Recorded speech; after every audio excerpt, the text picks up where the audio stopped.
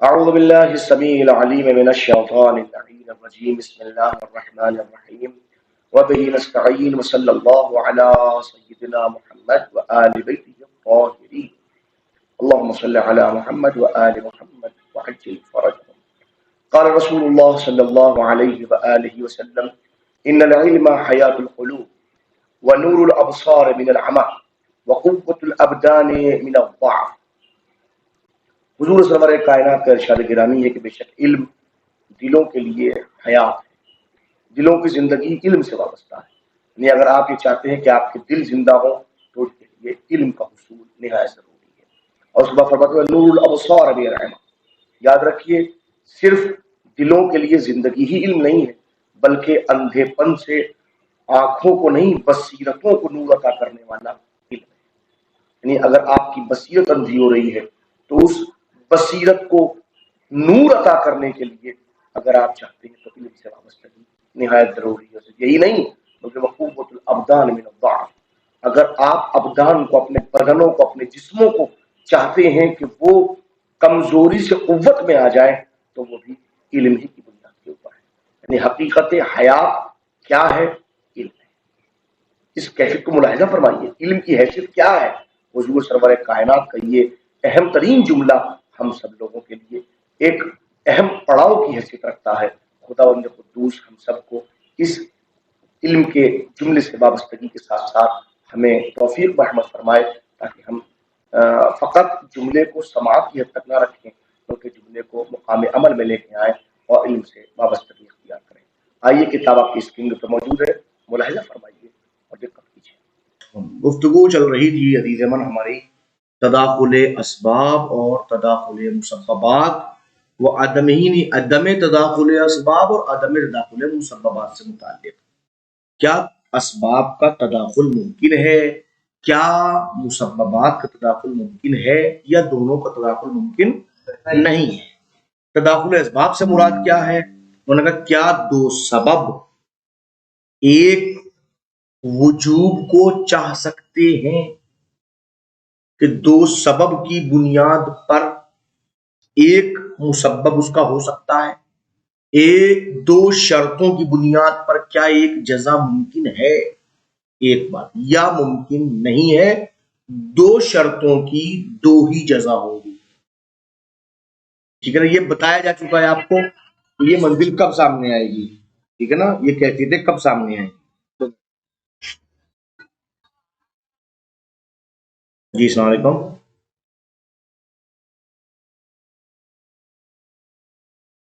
نہیں ہوتا کوئی کاہے کے لیے؟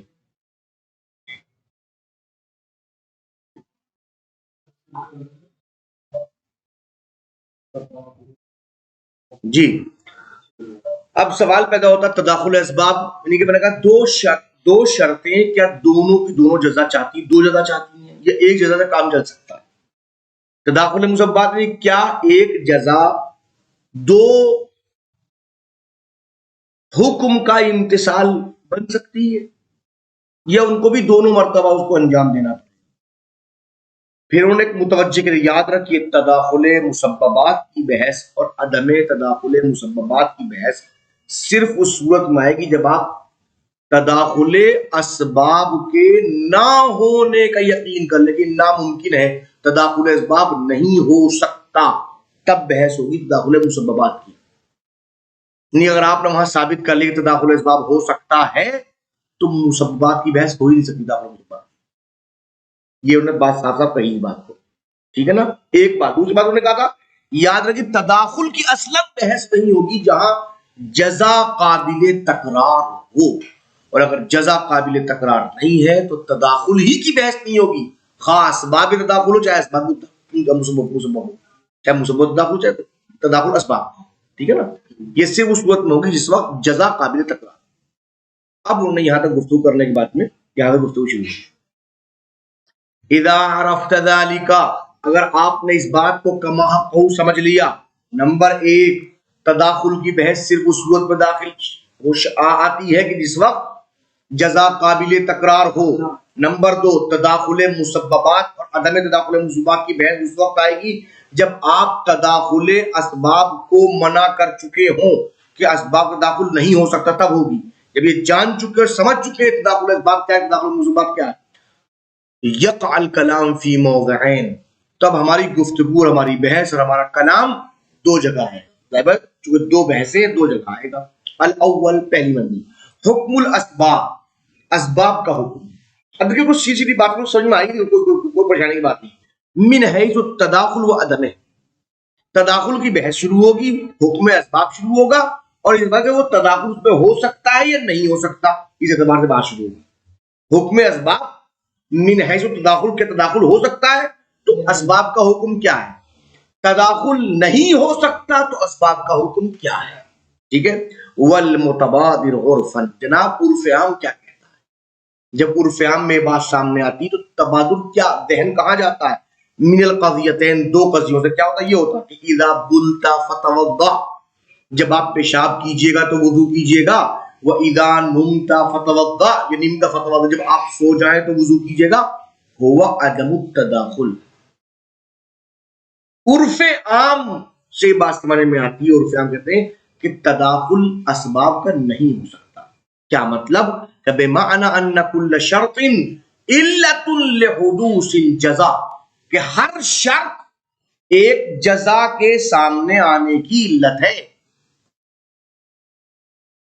یہ عرف عام بتاتا ہے جب بھی کوئی شرط لگائی جائے گی اس کا مطلب اس جزا کی جس کو مشروط کی گئی ہے، جو جزا کو مشروط کیا گیا، اس شرط کا تعلق اس جزا سے ہے۔ ہر شرط ایک جزا چاہتی ہے، اگر وہ آئے تو اس کو پانی پلانا، تو اس کا مطلب اس کا آنا شرط ہے، اور یہ شرط تقاضا کرتی ہے اس کو پانی پلانے کے بعد ختم ہو گئی، یہ علت ہے، اس کا آنا علت بن جائے اسے پانی پلانے کے لیے۔ ہر شرط ایک جزا چاہتی ہے۔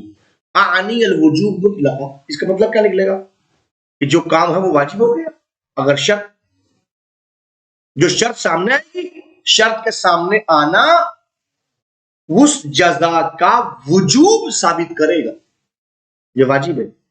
سواء وجد الاخر معه ام قبلہ ام بعدہ ام لم یوجد، چاہے دوسری چیز اس کے ساتھ میں ہو یا اس سے پہلے ہو یا اس کے بعد میں ہو یا نہ ہو، دو قضیے سامنے ہے۔ جب پیشاب کرنا تو وضو کرنا، پیشاب کرنا علت ہے وضو کے لیے۔ جب سونا تو پیشاب کر کے تو آپ وضو کیجئے، اب چاہے کوئی سوئے یا نہ سوئے، پہلے سوئے بعد میں سوئے ساتھ میں سوئے، اس سے کوئی تعلق نہیں جناب علی، صاف صاف سن لیجیے۔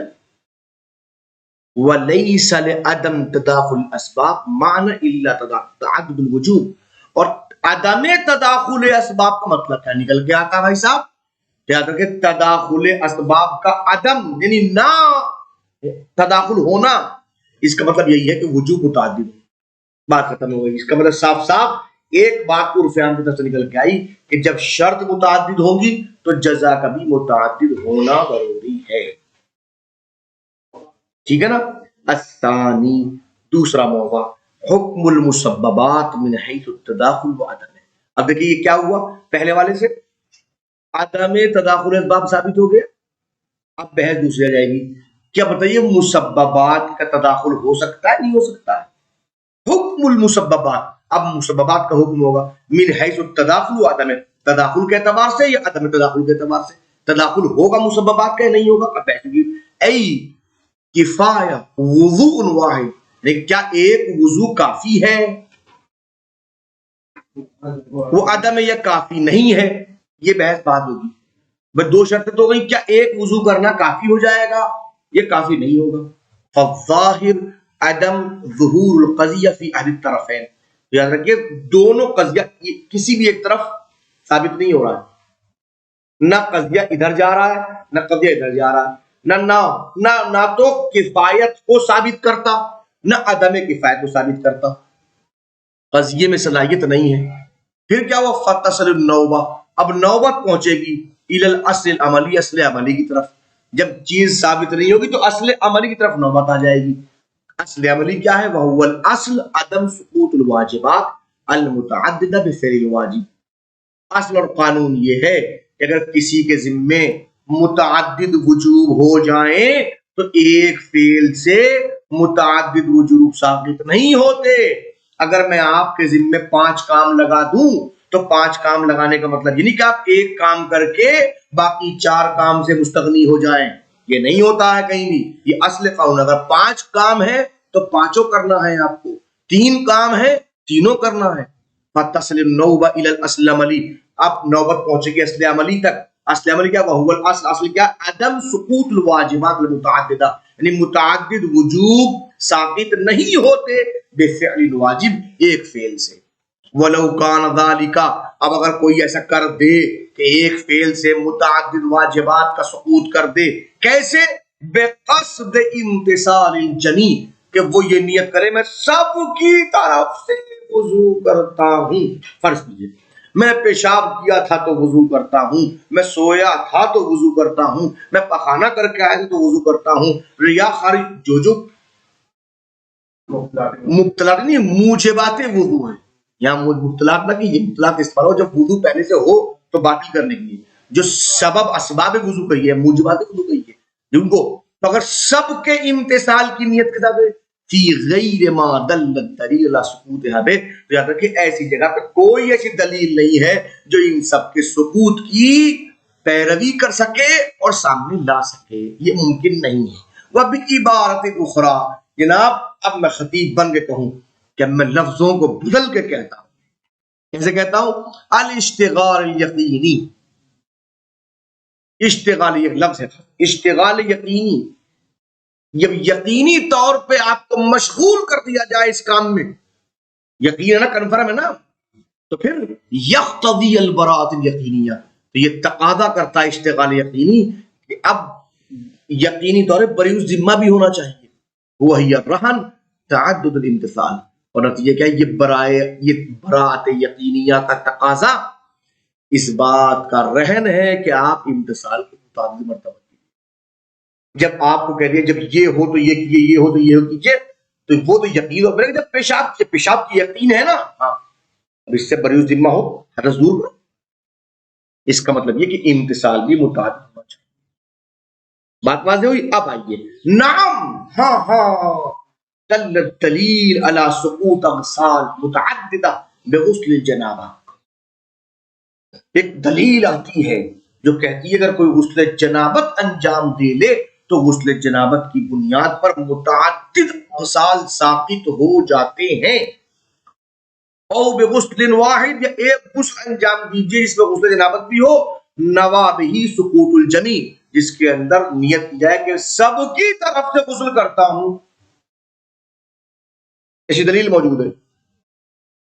آ گئی، معصوم نے کہہ دیا، الحمدللہ، وہی مورد دلیل سے خارج ہوگا. اس کا نام اجتہاد ہے.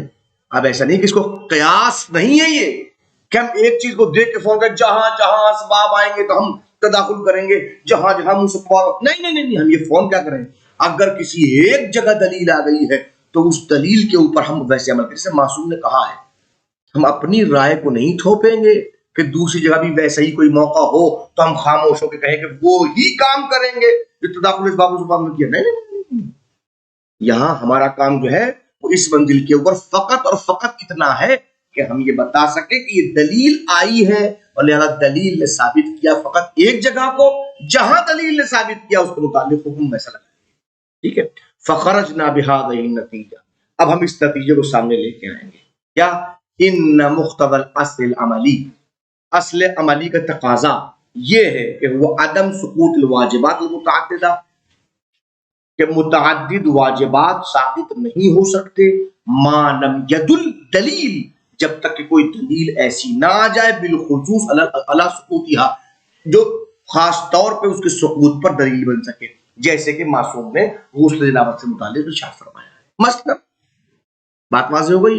لہذا تداخل اسباب نہیں ہو سکتا، تداخل مسببات بھی نہیں ہو سکتا.